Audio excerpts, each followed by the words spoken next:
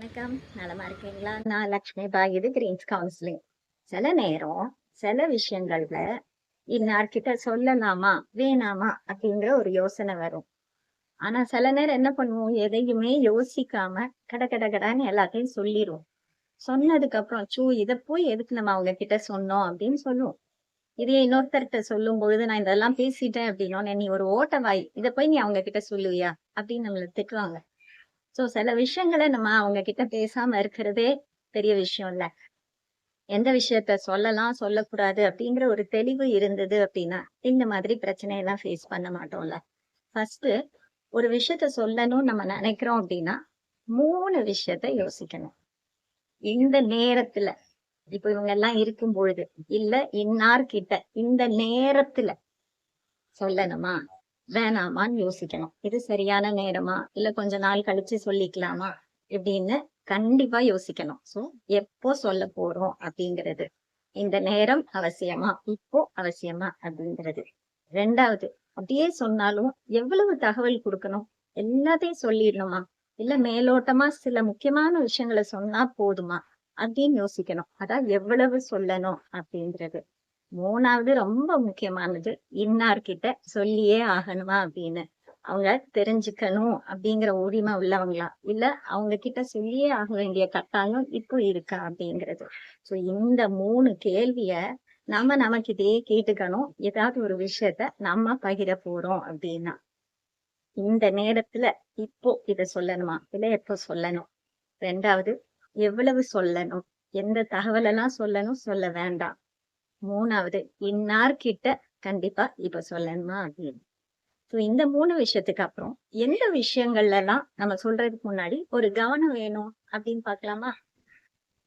First உங்களுடைய உடம்பு சார்ந்த விஷயங்கள், ஹெல்த், ஆரோக்கியம். எனக்கு இது முடியல, அது முடியல அப்படின்னு உங்களுக்கு இருக்கிற உடம்பு உபாதைகள் எல்லாத்தையும் சொல்லணுங்கிற அவசியம் இல்ல. அது சொல்லும்போது கண்டிப்பா கவனம் வேணும். 2வது அப்படின்னா, பழைய முடிந்த கதைகள். உங்களுடைய காதல் கதையா இருக்கலாம். இல்ல நீங்க பண்ண ஒரு பெரிய தவறு உங்கள ஒரு இடத்துக்கு கொண்டு வந்திருக்கலாம். அது அவசியமே இல்லாம ஒவ்வொரு தடவ சொல்லும் பொழுதும் நீங்களும் காயப்படுவீங்க. பிளஸ் யார்கிட்ட சொல்றீங்களோ, உங்கள ஜட்ஜ் பண்றதுக்கான வாய்ப்பும் இருக்கு. நடந்து முடிந்த கதைய திருப்பி திருப்பி பேசி என்ன பயன்? அத முடிந்த அளவு பகிராம இருப்பதே நல்லதுதான். அது உங்களோட பர்சனல் சீக்ரெட் இல்லையா? 3வது, புதுசா என்ன பண்ண போறோம்? அடுத்து என்ன பண்ண போறோம்? பெருசா ஒரு விஷயம் பிளான் பண்றீங்க. இல்ல உங்களோட பிரெக்னன்சியாக கூட ஆகட்டுமே. உடனே எல்லார்கிட்டயும் சொல்லணுங்கிற அவசியம் இல்ல. ஓரளவு அதற்கான முயற்சி எடுத்துட்டீங்க. ஓரளவு உயர்ந்துட்டீங்க அந்த விஷயத்துல அப்டின்னா சொல்லலாம். அடுத்து என்ன பண்ண போறோம் அப்டிங்கிற சந்தோஷம் உங்களுக்கு இருக்கும். அத கேட்கிறவங்களும் அதே சந்தோஷத்தோடயும் கேட்பாங்களான்னு நமக்கு தெரியாது இல்லையா? சோ பொறுமை காக்கணும் இந்த விஷயத்துல. அடுத்து முக்கியமானது குடும்ப பிரச்சனைகள் எல்லாருக்குமே இருக்கும். கரெக்ட். மனசு வலிக்கும். வேலைக்கு போற இடத்துலயோ, இல்ல வெளி ஆட்கள்ட்டயோ ஒரு வாக்கிங் போறோம். அந்நேரம் கட கட கடன்னு எங்க வீட்ல அப்படி நடந்தது, இப்படி நடந்தது. அவங்க இப்படி பண்ணிட்டாங்க. என் பையன் இது பண்ணிட்டான், அது பண்ணிட்டான்னு அவங்கள பத்தி ரொம்ப கம்ப்ளைண்ட் பண்றதோ, குறை சொல்றதோ அவசியமே இல்ல. நம்ம குடும்பத்து ஆட்கள விட்டு குடுத்த மாரி ஆயிரும் இல்லையா? பேசிக்கலாம் ஓரளவு. பட் எந்த அளவுங்கிற கவனம் கண்டிப்பா வேணும். அடுத்து என்னன்னா, உங்களோட இன்செக்யூரிட்டீஸ் அண்ட் ஃபியர்ஸ். அதாவது உங்களோட ஒரு வீக்னஸ் ஆகட்டும், இல்ல ஒரு பயம், இல்ல ஒரு தயக்கம் இருக்கும் இல்லையா? இல்ல உங்களோட ஒரு குணம், அது ரொம்ப உங்கள மத்த விஷயத்துலலாம் டிஸ்டர்ப் பண்ணுது அப்படிங்கும் பொழுது, நான் அப்படின்னு இன்னொருத்தர் கிட்ட சொல்றது எதுக்கு? உங்களுடைய நல்ல விஷயங்கள், ஸ்ட்ரென்த்த சொல்லும் பொழுது அது ஓகே. பட் உங்களுடைய பயம், வீக்னஸ் அதெல்லாம் சொல்லிக்கிட்டே இருந்தீங்க அப்படின்னா, அவங்க உங்கள மேனிபுலேட் பண்றதுக்கான வாய்ப்பு அதிகம். நம்மள பத்திய வீக்னஸ் எல்லாருக்கும் தெரிய வேண்டிய அவசியமே இல்ல. சின்ன விஷயம். உங்களுக்கு பெரிய மனசு. நெறைய பேருக்கு ஹெல்ப் பண்றீங்க, சப்போர்ட் பண்றீங்க. பணம் குடுத்து உதவலாம், இல்ல காலேஜ் ஃபீஸ் கட்டலாம். இந்த மாதிரி நெறைய இடத்துல ஒருத்தருக்கு சப்போர்ட் பண்றீங்க அப்டின்னா, அது அவங்க சொல்லும் பொழுது நல்லாருக்கும். ஆனா நீங்க ஒவ்வொரு தடவையும் என்னால தான் அவன் இப்டி இருக்கான் அப்டின்னு நம்ம அவங்கள பத்தி சொல்லும்போது, ஏதோ ஒரு இடத்துல நம்மள தவறா நெனைக்கிறதுக்கான வாய்ப்பு இருக்கு. நம்ம ஆசையா சொல்லலாம். பட் அதே போல எடுத்துப்பாங்களான்னு தெரியாது. நீங்க யாருக்கு ஹெல்ப் பண்றீங்க, என்ன சப்போர்ட் பண்ணிட்டு இருக்கீங்க அப்படின்னு எல்லாருக்கும் எல்லா நேரமும் தெரிய வேண்டிய அவசியம் இல்லை. அடுத்து நம்ம எல்லாருமே யோசிக்காம பண்ணிட்டு இருக்கிற ஒரு விஷயம் என்ன அப்படின்னா, ஆன்லைன்ல பர்சனல் விஷயங்கள பகிர்ந்துக்கிறது. எங்க போறோம், என்ன பண்றோம், அடுத்து என்ன செய்ய போறோம், இல்ல என்ன நடந்தது உங்க வீட்ல, என்ன பிரச்சனை அப்படிங்கிற எல்லா விஷயங்களும் ஆன்லைன்ல ஏத்தி எல்லாருக்கும் சொல்லணுங்கிற அவசியம் இல்லை.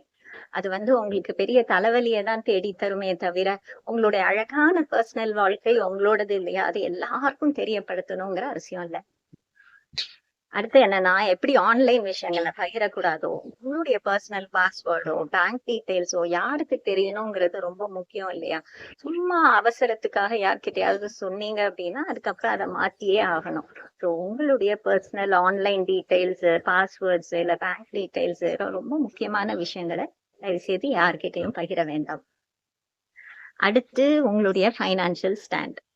நீங்க எவ்வளவு சம்பாதிக்கிறீங்க, எவ்வளவு சொத்து இருக்கு, எவ்வளவு கடன் இருக்கு, என்ன இருக்கு, ஏது இருக்குன்னு ஃபைனான்சியல் விஷயமான எல்லா தகவல்களையும் எல்லார்கிட்டையும் சொல்றது சரியா, நீங்களே யோசிங்களேன். சரியில்லை தானே.